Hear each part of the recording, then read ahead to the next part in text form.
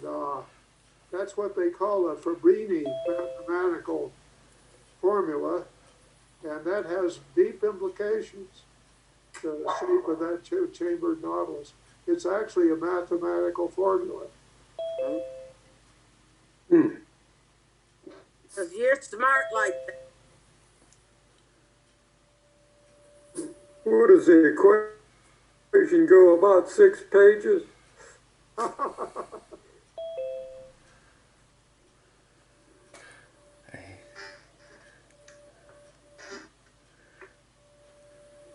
Our host is Eric Mathis of the Valdosta Library. Hello, everybody. Welcome. Very honored to have all of you here today. And we're, as you probably know, are from Valdosta, Georgia, at the Willis L. Miller Public Library. We have the great distinction and honor of hosting Bill Ryan's programs. He's given us so many captivating and interesting programs on a wide variety of subjects. And welcome to you all for coming here all over the world. It really is wonderful. And right now I'm monitoring the waiting room of the Zoom program and allowing people to come in, and I'm loving having all over the U.S. and the world joining us today. And since it's just a little after 4 o'clock our time, I thought we'd go ahead and get started. And today, Bill is going to talk about the inventor Nikola Tesla's experiments in space and time during the time of the late 1890s. So this will be a very interesting program. It's going to be probably chock full of stories that you probably haven't heard of before that he's researched. And as you probably know, Bill enjoys finding interesting stories of historical events and discoveries and sharing them with people. Very good at that. And I think you'll enjoy his program. And without further ado, I'm going to give the virtual floor over to Bill. And again, welcome to everyone.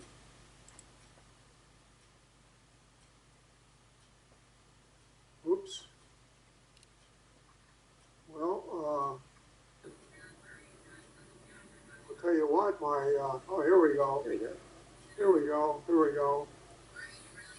Well, as Eric said, I like to tell stories, and I've written about 7 books, which I'm not a professional writer. I spent my life in the photographic industry, mostly in Europe, England, France, Italy, Germany, bringing stuff to America that was so weird that no one else would sell it.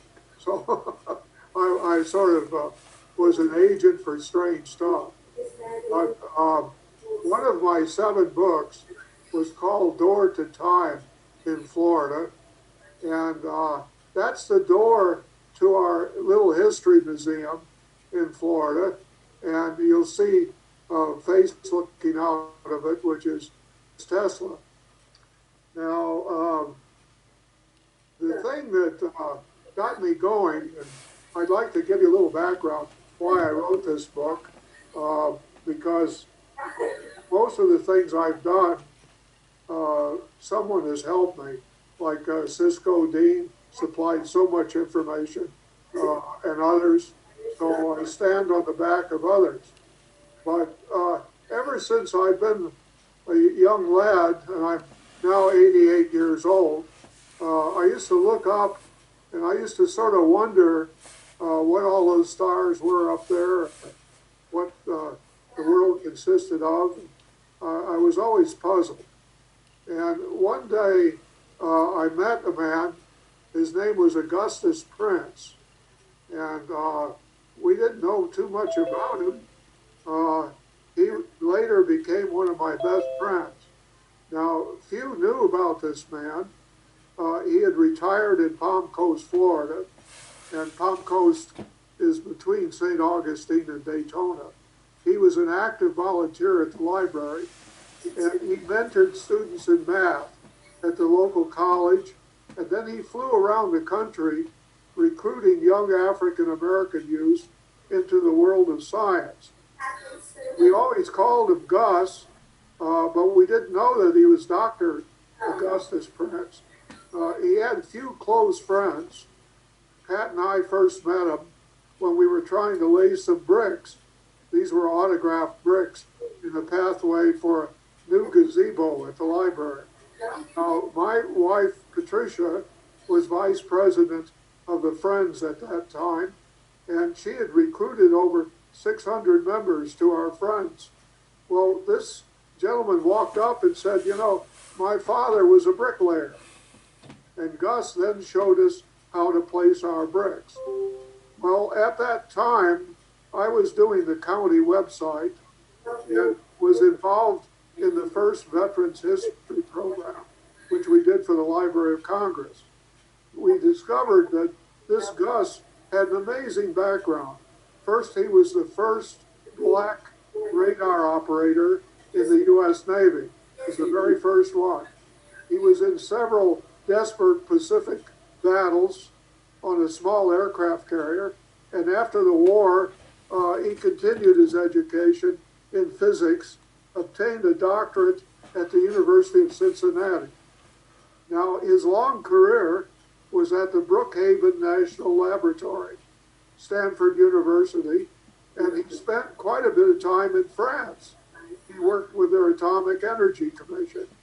He has written many papers which were used in nuclear world of today. But his main focus when he was retired in Palm Coast was mentoring youth in science. He spent many hours teaching youth math and aiding them in their studies. We later learned he was a world-class marathon runner and had placed high in many marathons, including third place in the Boston Marathon. Now, I don't think anybody knew Gus, knew who he was or what he had done. He had retired in 1993. Now, Dr. Prince had followed Einstein all his career, and Einstein was his hero.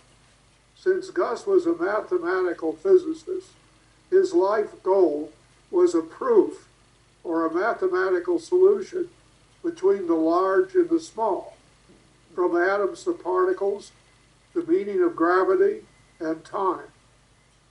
These were items described but not solved by Einstein. In fact, it was said on the day Einstein died, he was still working on it. Now, Gus was also very interested in a mathematical genius, Ruggero Boscovich, who around the 1700s was a very famous mathematician.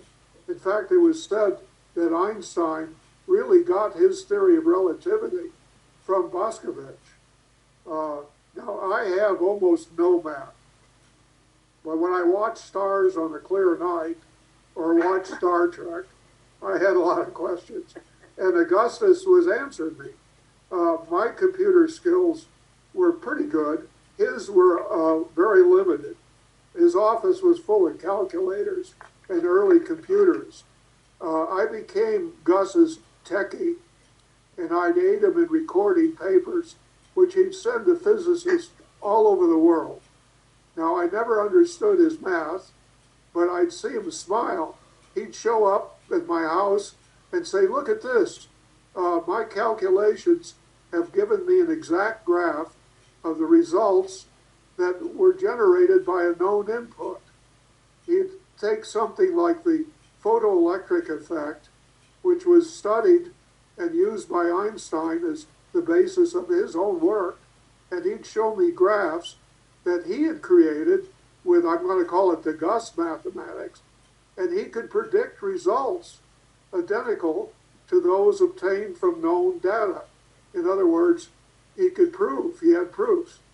Now, I'm not explaining this correctly, and those that are of a scientific bent, please forgive me.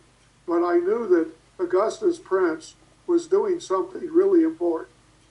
Now, he submitted papers to Pavia, Italy in 2001, and his papers were read at the University of Pavia.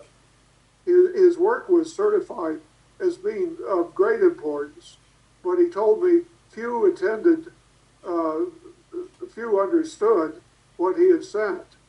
He continued to work, and I kept assisting him with his communications. Now, one day he had breakfast with Patricia and I at the Pier restaurant in Palm Coast. He had this huge box of papers and books from Tesla. And he said, "This is my Tesla work. I think you'll find it interesting." Now, he had old books printed in Croatia, modern ones, papers about Tesla, papers from Tesla. And I read as many as I could understand. Now, one was an interview with a New York newspaper in 1898 when Tesla said he'd moved from the past, the present, and the future. He had a dangerous accident with his high voltage, high frequency experiments. He was actually trying to make the earth oscillate, make the world oscillate. And he did this experiment in New York City and destroyed a brick building. He actually made the building fall down. I much regret, I made a few copies of the papers, but I gave the box back to Gus. And it gave me the concept for this book called Door to Time. The documents are gone. I never got them. Gus unfortunately died. He was speaking of other dimensions. He said that he had mathematical proof that other dimensions did exist. Now, I know this is pretty heavy stuff, but some of his work was published after Augustus left us. It appeared in this book called United Field Mechanics 2, which was printed in London after the results of that Pravia college or institution meeting. And it published some of the leading theorists and some of the leading physicists in the world that said, whoa, hold on, fellas, there's more to space and time than we understand. There are some proofs, which I think they're referring to Gus, and there's things that need to be followed that may take us a great deal into the future. Now, this is one of the last papers that Gus wrote, which was concerned with gravity or gravitational waves. I don't pretend to understand it, but Gus had predicted these waves with his math, and when they said they detected them, they corresponded exactly to the predictions of Gus Prince. Now, Tesla, there have been many books written about Tesla, and he exhibited in Chicago in 1893 at the World's Fair, and he had assigned his work to Westinghouse. He had invented the alternating current. He had invented so many things. He actually has patented the tune circuit, which was the basis for radio and modern television. In the Columbian exhibition, he presented some very strange things. He had glass tubes filled with rare gases. These would illuminate in color. He even had one that spelled out his name. Now, these were the ancestors of our neon signs. He also invented the neon tube, the fluorescent tube. But his didn't require wires. Tesla could generate high-frequency current, so his tubes and his lamps would glow without wires from high-frequency current. He was an amazing genius, and he was a good friend of Samuel Clemens, like Mark Twain. And one of the fun things he discovered is that when you were exposed to this high-frequency current, it had some effect on your bladder and bowels. And Mark, after this picture was taken, had to make a quick run from the men's room, which Tesla thought was pretty neat. But there have been great books written about Tesla, and I read some of these. At that time, I was importing electronic flash into America. I had met and knew Dr. Edgerton, who invented the electronic flash, or patented, or at least I thought he did. But then I found this photo was taken by Tesla with electronic flash. Tesla had actually invented a flash tube and made photos of himself, perhaps 100 years ahead of Dr. Edgerton. Now, Tesla built the first alternating current. He built the first AC motors, which are basically the generator you have in your car. He built this remarkable set out on Long Island, and his dream was to share or provide free electricity to the world. He really believed he could make the earth oscillate and that he could build a receiver so that every home, every vehicle, and every car would have free electricity. His bitter enemy was Thomas Edison. In fact, Edison at that time was promoting direct current. And Edison, of course, was recognized as a great genius, but he hated Tesla. I discovered that Tesla had predicted the most amazing things. He predicted the internet, he predicted television, he predicted radio. He had, in my book, I published his exact predictions. In other words, I just copied off what he actually said. This is an illustration from one of Tesla's books. And remember, airplanes at that time didn't exist, or were in a very primitive stage. But Tesla's dream was to provide the world with free electricity, no wires. Now, I decided, just for something to do, to write a book, and we had this amazing little museum, and I said, well, I'll make it that this little museum, with all these old things in there, would be a recipient for some of Tesla's time travel. Maybe we could create a standing wave from this experiment that went wrong on Long Island. And so I took the door to the museum. I put a little of Tesla's lightning in the door, and I wrote a book.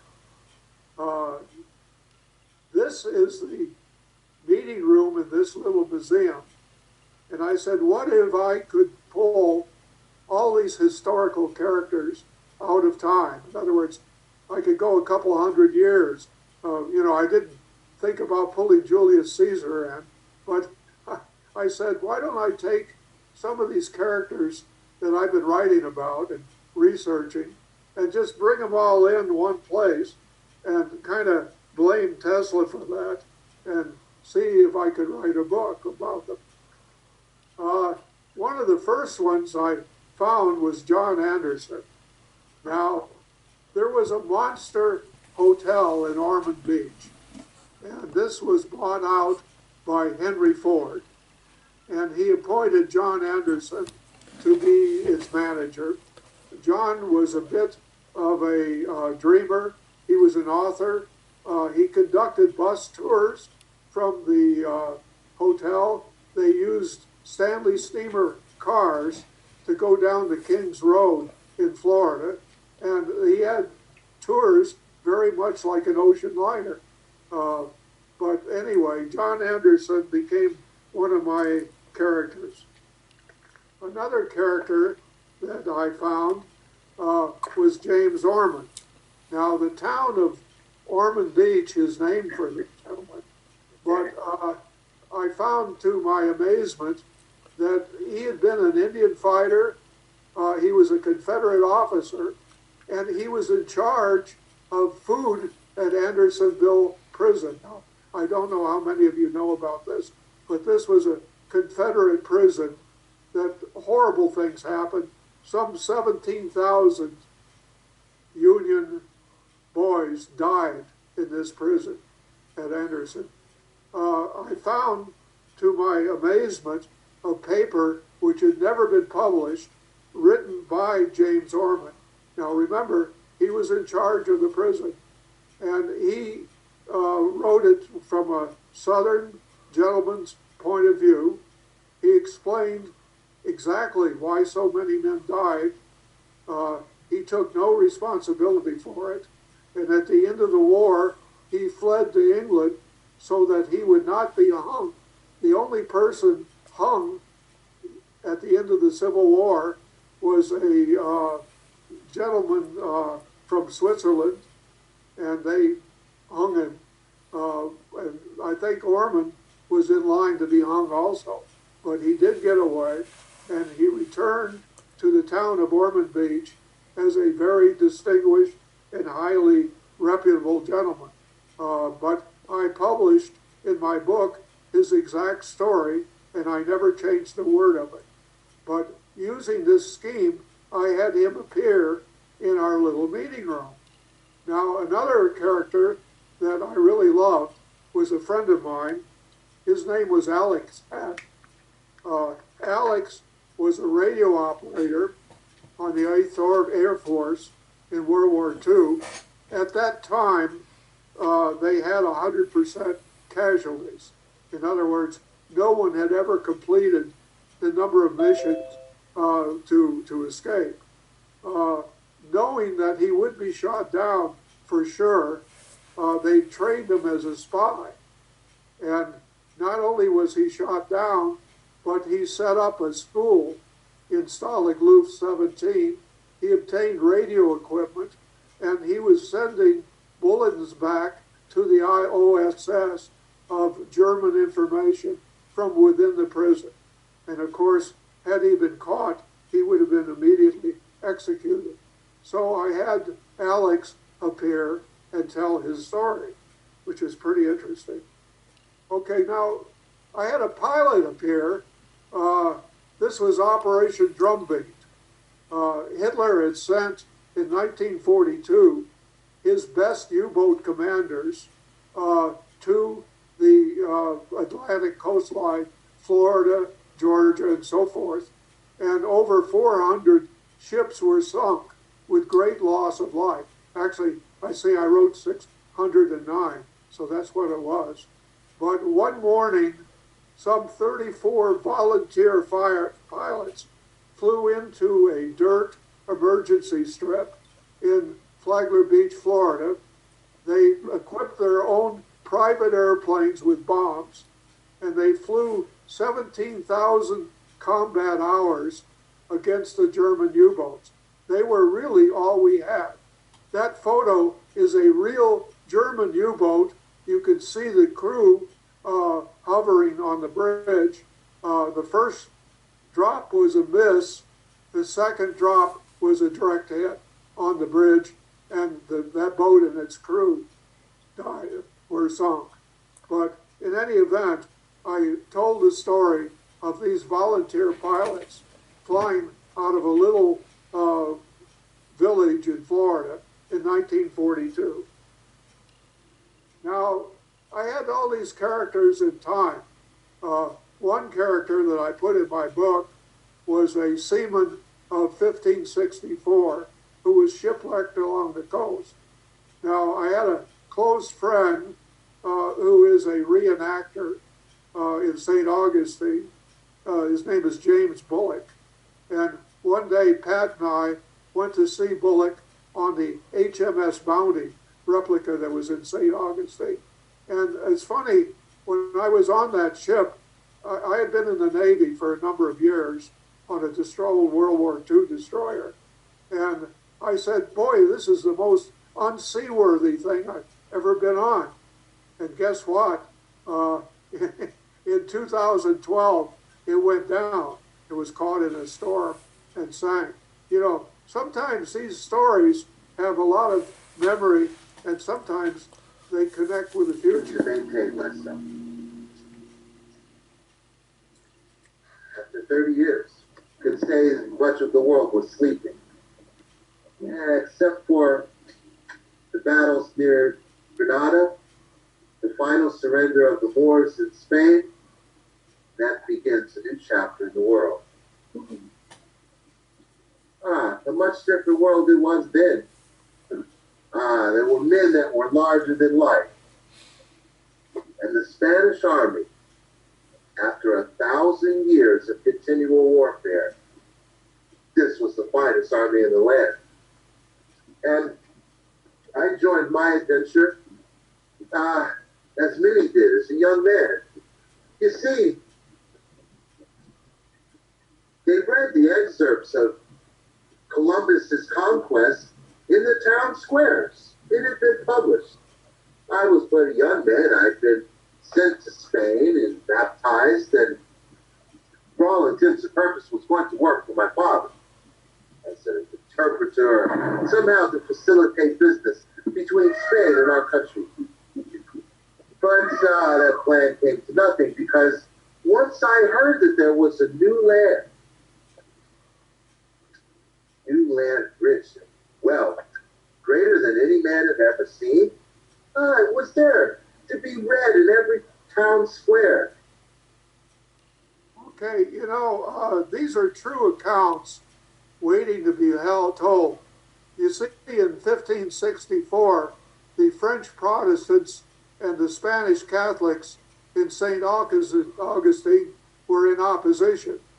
We had great storms in 1564, and many of the French Huguenot ships were blown ashore. The survivors walked up the beach, and they got as far north as a place we call Matanzas, which means place of murder. And they were murdered with their throats cut by the Spanish. There's much more to that story, but to get it to you all, you'd have to read the book. But some did survive to tell their tale. Now, I moved characters around in time. In 1830, I had Maureen, Hattie, and Lizzie. And they were telling the story of Aunt Mary, who was the housekeeper. She was a slave housekeeper of the Bulow family.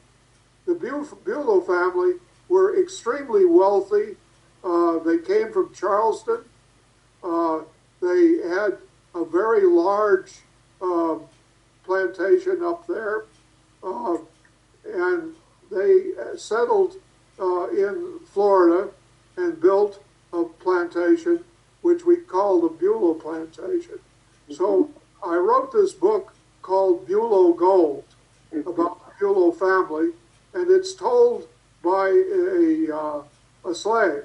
Now that was a little difficult because there's several hundred years difference.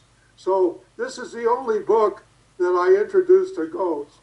The housekeeper does tell her story, and I'm not going to tell you any more about that one, but I think you'd have some fun. The people in that picture is James Fisk, who is another historian of great repute, and my friend. But one interesting thing, Mr. Fisk later discovered that young Bulow very likely was murdered in St. Augustine. Now, we've never gotten the St. Augustine historians to agree with us, but I think we can make a pretty good case that he was bumped off there. But anyway, it's in the book. Another character I brought in was James Audubon. In 1831, James Audubon came down to visit the Bulows. Audubon had a French background, and young Bulow spoke French, so they had a wonderful time together. And there's a story there because he painted one of his famous paintings for Birds of America on the Bulow plantation. Again, we discovered, or James discovered, that Bulow had died on May 7th, 1836, from a very strange sequence of events in St. Augustine, and I'm pretty sure he was bumped off. Now, characters moving in time can get pretty interesting. I'm writing another book right now, which has to do with synergy, the strange connections that occur in the world. But one of the strangest was the painting from John Henry Sherburne. Now, Sherburne was a government official. He was an author. He was a world traveler. Oh, Bill, yep. Yes, sir. He wrote he wrote the life of John Paul Jones. He was an inventor. He knew Samuel Morse well, and Sherburne came to Florida with a bag of gold, attempting to settle the Seminole War. He failed, but he planned to have a painting made of Osceola's wife and child, and he commissioned this to be delivered to Queen Victoria. Now, something happened in England. I think he died, but the painting ended up in a British museum for hundreds of years, hanging as a painting of Pocahontas, labeled Pocahontas and her child. Well, I did a little research, and I wrote a letter to the museum giving them my evidence, and after much hemming and hawing, they said I was right, that this was really Osceola's wife and child, and not Pocahontas at all. These pictures are some of the images that I did in my research. You can see that little boy in the Indian dress. You might talk about time travel, because here's an event of about 200 years ago that I was able to change by writing a letter to the museum. It made the front page of the Smithsonian magazine, and the Smithsonian came out with a complete color magazine story about these events, which I still have, and I'm very proud of it. But I have this in my book. It's there. Characters in time.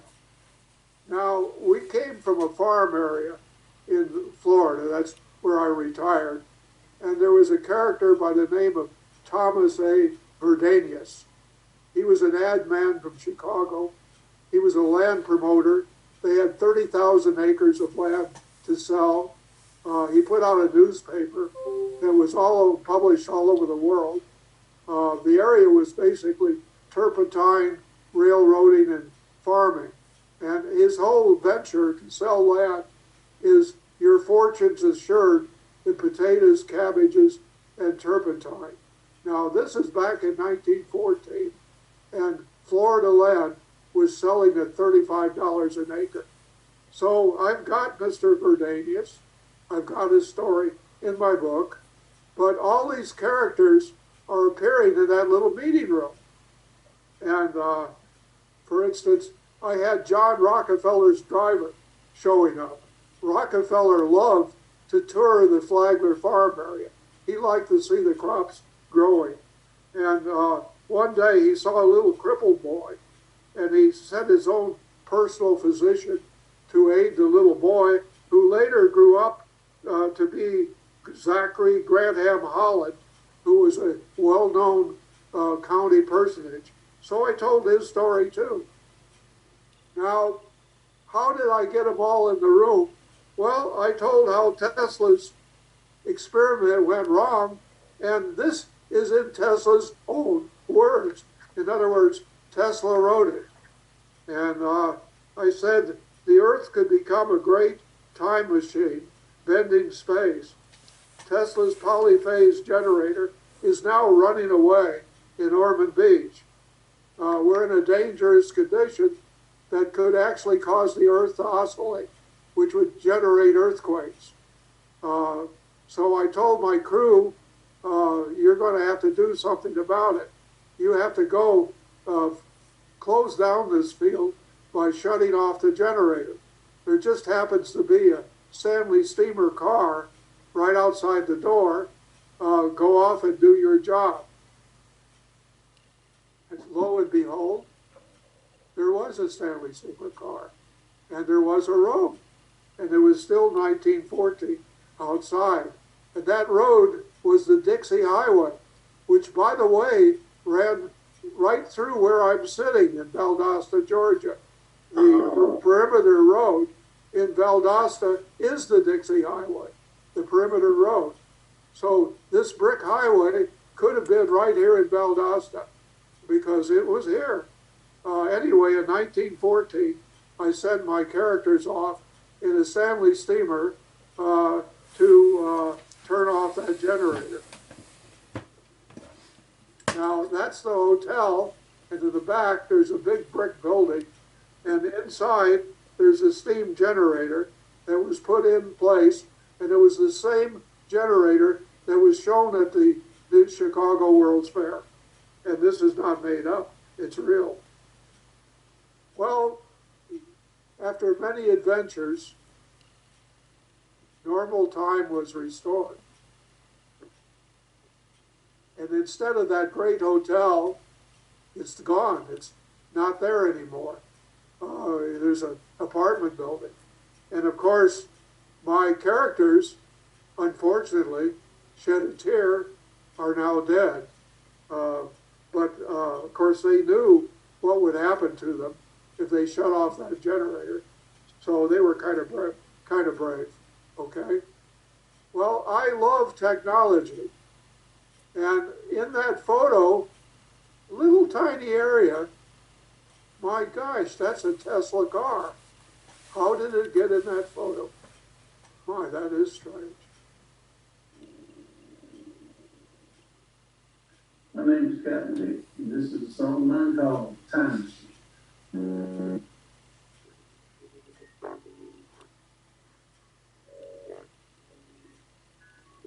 What if I had a time machine? Tell you what I do. I drive old Dixie out. Back when it was new. Right on Flyers train. Got the old Key West. Shrimp and funk and lobster. Always tastes the best. Now I drink the Hindu way. Maybe 2 or 3. I get a signed author's copy.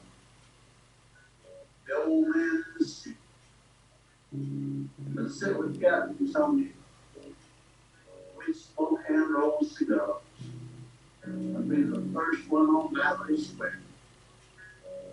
Sit and play guitar. Walk out on the Blacker Pier when it opened the first day. I talked to Lucky Rick when the fog got in clear. I volunteered for Coast Watch back in 1942. And I'll be there at Prince's Place on the day they built. And I got out Greenland when the Dolphin Saints renewed. I spent the whole day with the creature on the Black Lagoon. Spent a long vacation at the Flagler Beach Hotel. Take a long walk on the Red Sea. We all know so well. But if I had a time machine, tell you what I do. I drive old Dixie out. Back to Dixie.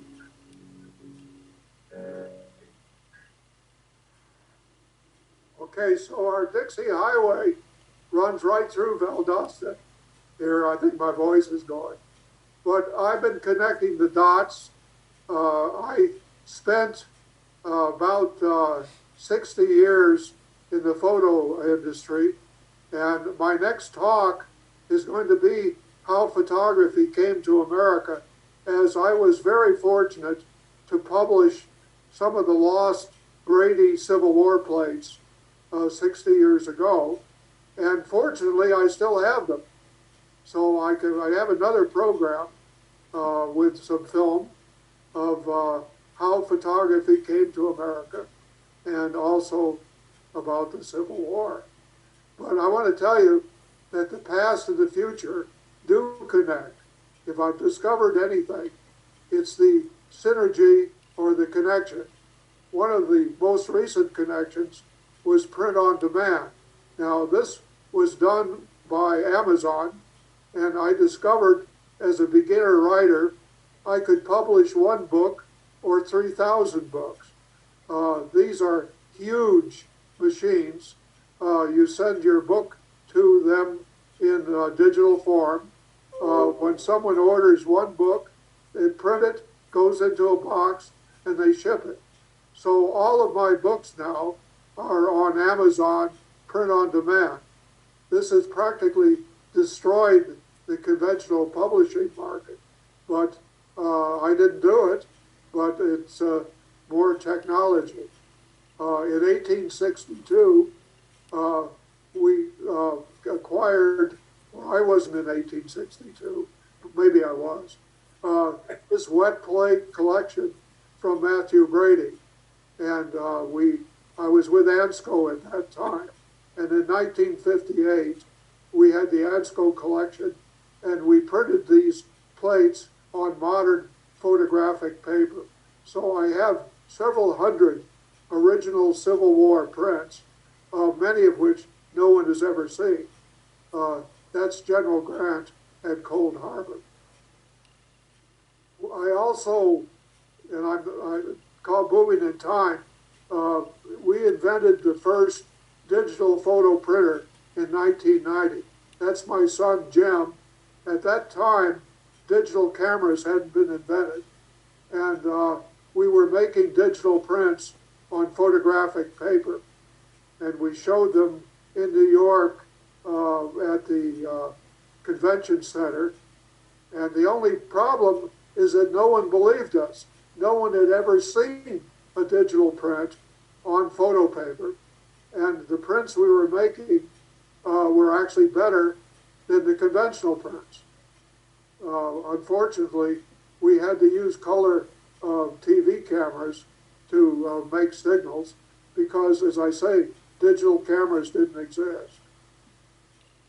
But I was 60 years in the photo imaging industry and was connected with Mr. Brady. But I have published 7 books, and I'm working on some others. And just to have some fun, we've been doing these Zoom talks, and the next one I'm going to be doing is how photography came to America. But if you want to find me, just Google Old Kings Road. Go on Google, type in Old Kings Road, and I'll come up. Now, I'm here for any questions. If you're a scientist, don't ask me questions because I probably will say it wrong. Bill, I don't have any questions, but I really have enjoyed your talk here today, and I think that book sounds really interesting. This is Bill Allen. Now. Hi, Bill. I just read some of your book. I'm fascinated. My daughter's home is in England is called Sherborne, Sherborne. And I'm wondering if it's the same person with a different name. Could well be. He died over there, and he was a very influential guy. He was going to give this painting to Queen Victoria, and I think someone grabbed it and sold it to the museum, and it hung for hundreds of years with a false name. Well, I'm going to have to do a little checking because her home, her mail address is Sherborne, Manor Close, and that Manor Close is the road. So I'm really interested to find out if this is the same guy. Thanks for bringing it up.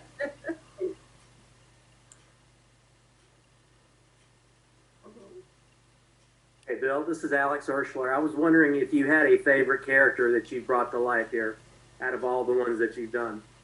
Yeah, I do. It's this sailor from the 1500s this is a time when France and Spain were having religious problems.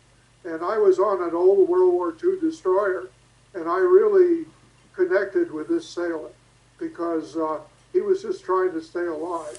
And he's got a very interesting story.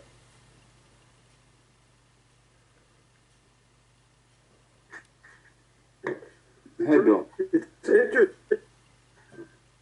It's interesting, Bill. I was trained as a sociologist, but and we use highly quantitative methods in calculus and whatnot. I have a degree in math as well. So what I have to say is that the older I get, the more the personal stories of individuals taken in small groups, connected in some way, become most interesting. And you find the oddest collection of people sometimes surrounded around a particular theme, or in my case, I studied jazz music in New Orleans, and I looked at life stories of people in the field, and it was interesting to me. I don't know how my sociologist colleagues let me out of graduate school, other than I did publish a number of papers using highly quantitative methods. Remember any of it, but I remember those life stories. The connections are unbelievable. For example, the guy that brought photography to America was Samuel B. Morse, the inventor of the telegraph. And he was over in France trying to patent the telegraph, and he met Louis Daguerre. And he's the guy that built the first photo school in New York City to train people in daguerreotype. And this was Samuel B. Morse, same guy that invented the telegraph. But the connections are mind-boggling between these individuals. They connect in the most amazing ways. Yes, and that's I guess what caught my interest, because the numbers tell fascinating stories too. You know, the quantitative studies and whatnot about various sociological concepts. But man, they come alive in those individual stories. They bounce off the paper. That's what I try to do. I think the stories tell themselves. You know, I wrote a book about Osceola, and the Osceola book literally told itself. I had a call from the head of the Seminole tribe, and he said, well, we don't know how you wrote that book because our language was phonetic, and you've got all the names right. How'd you do it? I didn't tell him it was Google, but in any event, he said this book is unbelievably accurate, and so I think the stories tend to tell themselves.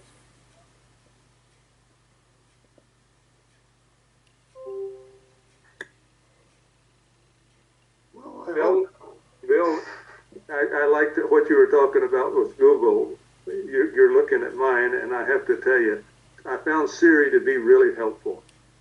You could find out an awful lot of information that you could check dates and that sort of thing.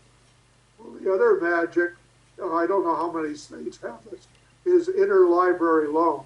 I was able to get original documents from various libraries and the institutions that only a college could get. So I was able to get some amazing stuff using that interlibrary loan. Yeah, that's and various archives too are very useful. In my study of jazz musicians, I got into the jazz archives at Tulane University, and I doubt I would have gotten in there, except I told them I was a student, a doctoral student, and they showed me right in. I'm not a historian. I'm not a historian. I am a writer, and I've been writing all my life, but I spent my life primarily in Europe, importing very weird stuff into the United States. I built the darkroom in the White House, by the way. I was laughing at that. They showed at the inauguration, they showed that picture to President Biden, and they said, "Oh, this is amazing. They've got a color photo here in a frame." Well, we did that 40 years ago with conventional paper, and I built the darkroom in the basement of the White House. I still got all of it. I have them. Bill, I want to thank you for another really great talk, and I just love how you stitch different times of history together to make one seamless picture of it. Like our friend Lewis said, it just jumps out at you, so thanks. Keep writing. Well, I've got the Civil War coming up in my next talk, and that'll be next month. So if you don't throw me away, I'll mail you a link of it. And the Civil War pictures I did publish 60 years ago, and some of them no one's ever seen. I've got Lincoln giving the Gettysburg Address. I'll be there. You showed us pictures of the Civil War. Is this different? The one that you're talking about? Well, it's the same one, but I'm going to add some more pictures. If I get enough audience, I'll put some more images in. Very good. It was very enjoyable. These, I worked for Ansco, which was America's first photo company, and this was a German company called Agfa Ansco from Leverkusen, and they had bought Ansco many years ago. Ansco was much older than Eastman, and I was in charge of publications at Ansco as a young man, and so I acquired all this stuff, all these braiding plates. Thank you, Bill. This is Tom Duncan in Florida. We miss you here. Please, keep me on your list for future talks. Tom is a real rocket scientist, by the way, with NASA. And this business about these volunteer pilots flying from this dirt strip, Tom has done a wonderful book on. He's a space scientist. You're too kind. Bill.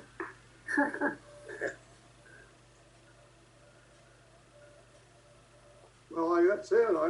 Unless somebody's got some questions that I can't answer. Yeah. Thank you again, Bill. Thank you, Bill. Thank you, Bill. Thank you. It was great. It was great again. Thank you all very much for coming, and we'll look forward to Bill's next talk with us next month. You'd like to? Next month.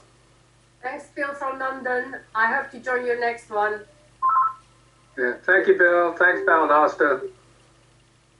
Pleasure. Thank you.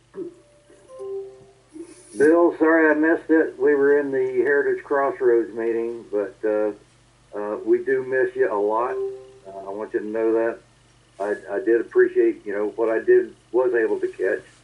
But hopefully we won't have a long Heritage Crossroads meeting next time. This talk was recorded, and it'll be on Facebook at the library site. Right. Excellent. And thanks. you can go to Facebook and just search for South Georgia Regional Library, and it'll be at the top of the feed. And we'll also keep this archived for several weeks. Excellent. Thank you. Thank you. Great job, Dad. Yeah, thank you, Jim.